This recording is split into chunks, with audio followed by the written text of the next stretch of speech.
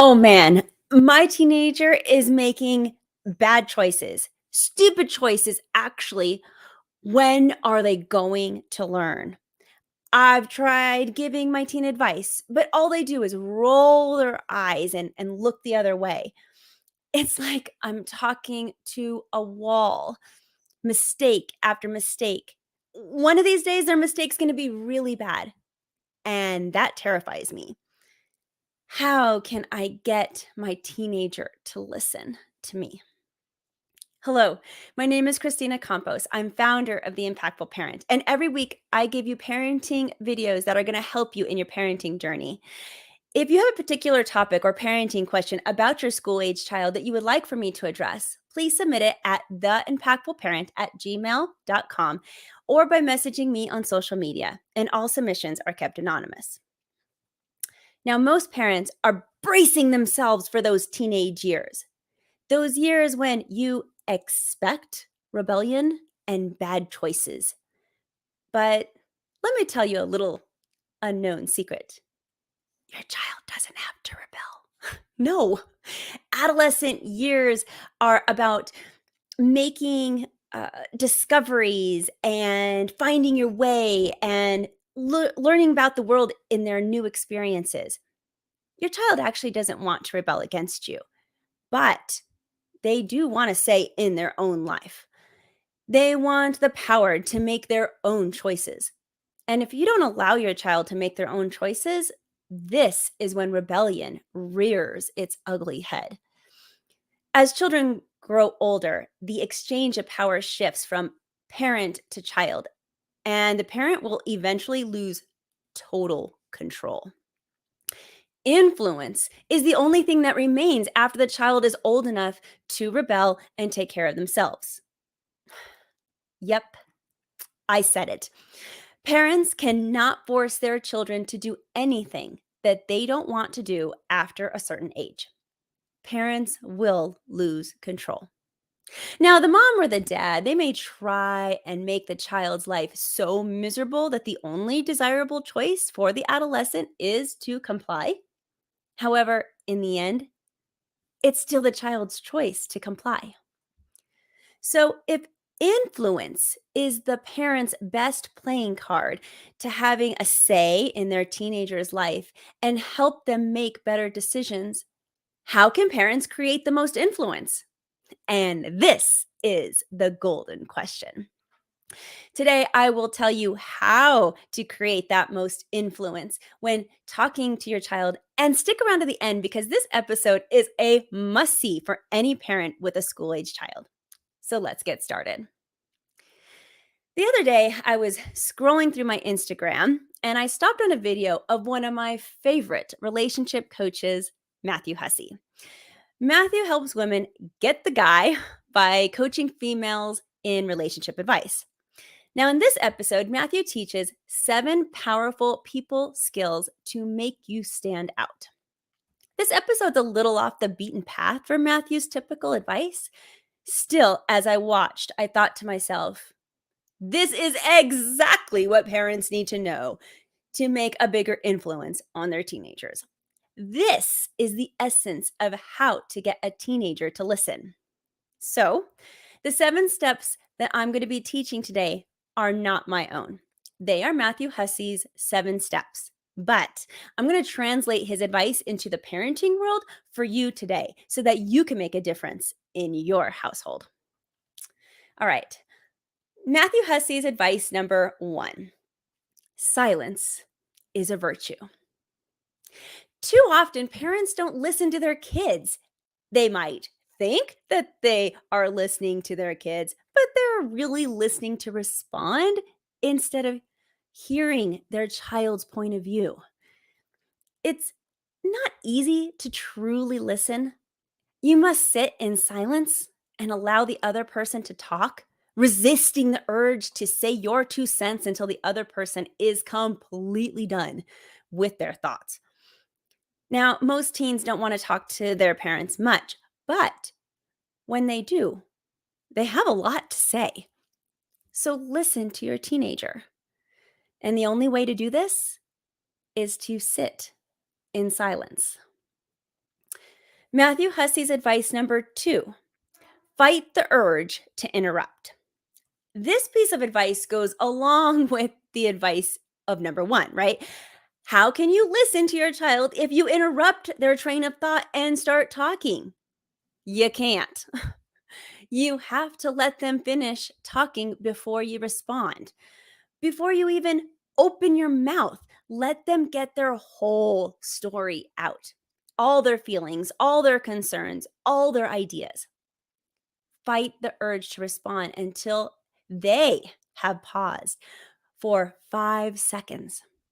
Now, 5 seconds is a long time when you're in the middle of a conversation, but it'll tell you that their thought process is over and they're done.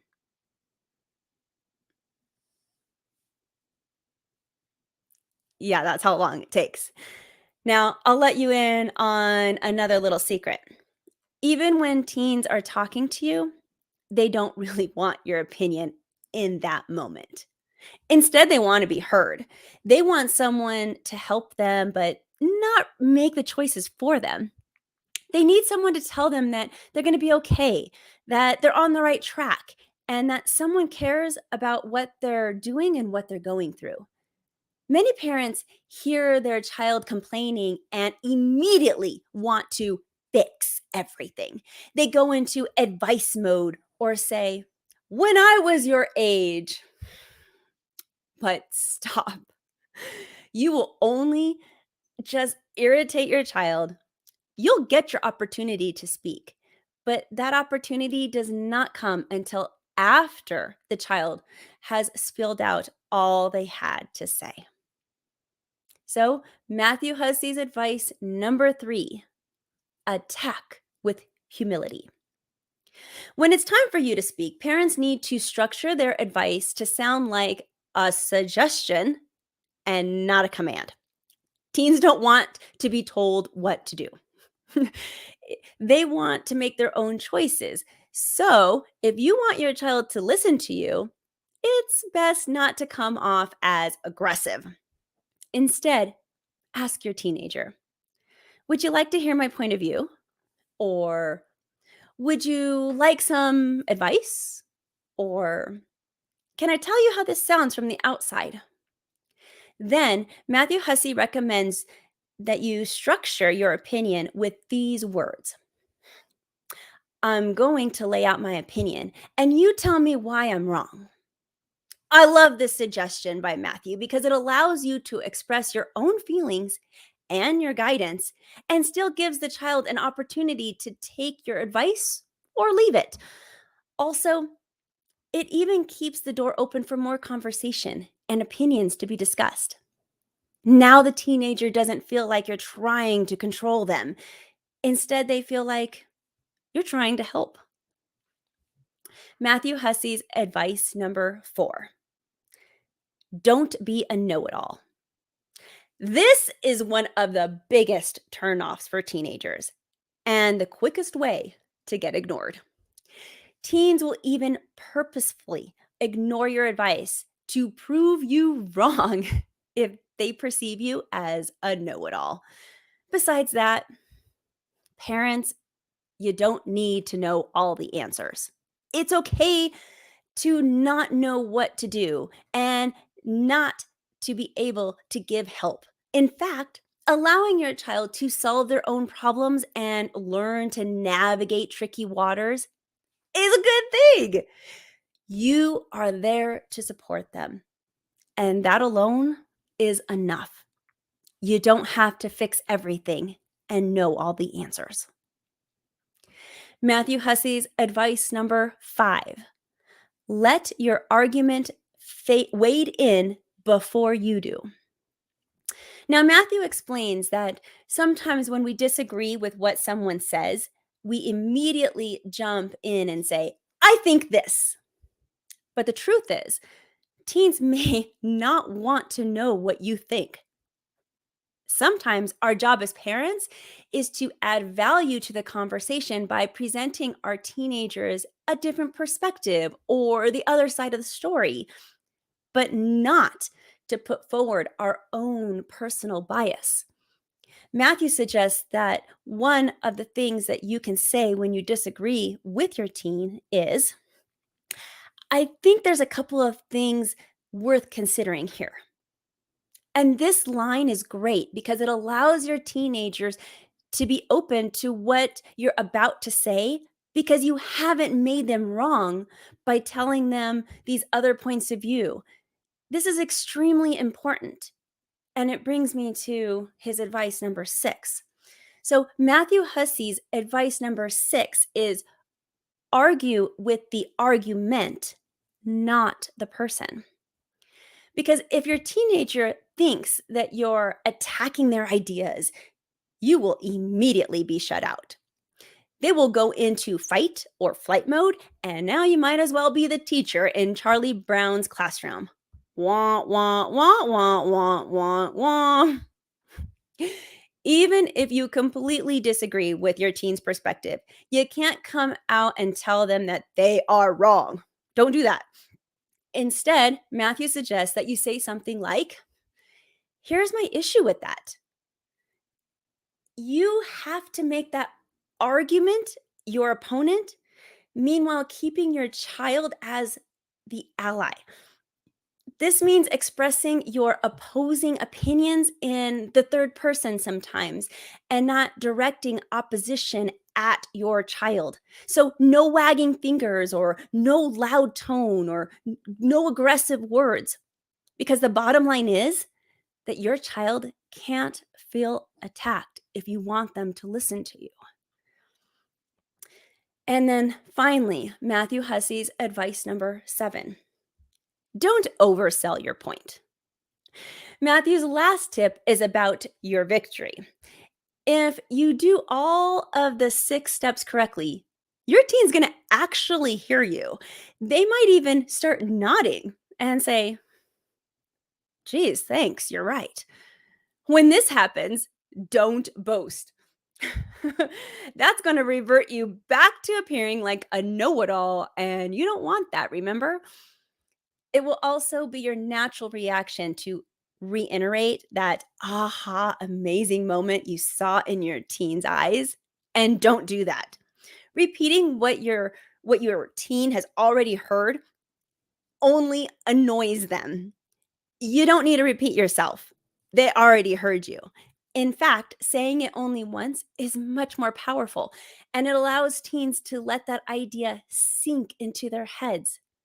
They need time to process your new idea and ask questions. And if you start talking again, you aren't allowing them to do that. Now, if you thought today's advice was beneficial, I recommend that you follow Mathew Hussey online. You can find him on Instagram at the Mathew Hussey or his website at howtogettheguy.com. His work is brilliant, and his niche is helping single women find love and confidence. But until next time, you got this, parents. I'm just here to help. And if this information was valuable for you today, become a more impactful parent by downloading the Impactful Parent app. The Impactful Parent app is free and full of episodes just like this one that's going to help you in your parenting journey.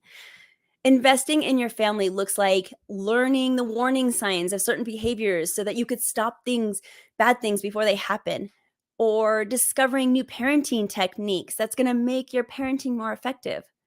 And it's joining a community of like-minded parents that also just want to be the best parent they can for their child. All of this, plus so much more, can be found inside the Impactful Parent app. So download it today. You got nothing to lose. It's a free parenting resource I have created just for you. So go to theimpactfulparent.com and discover how you can step up your parenting game and be a more impactful parent.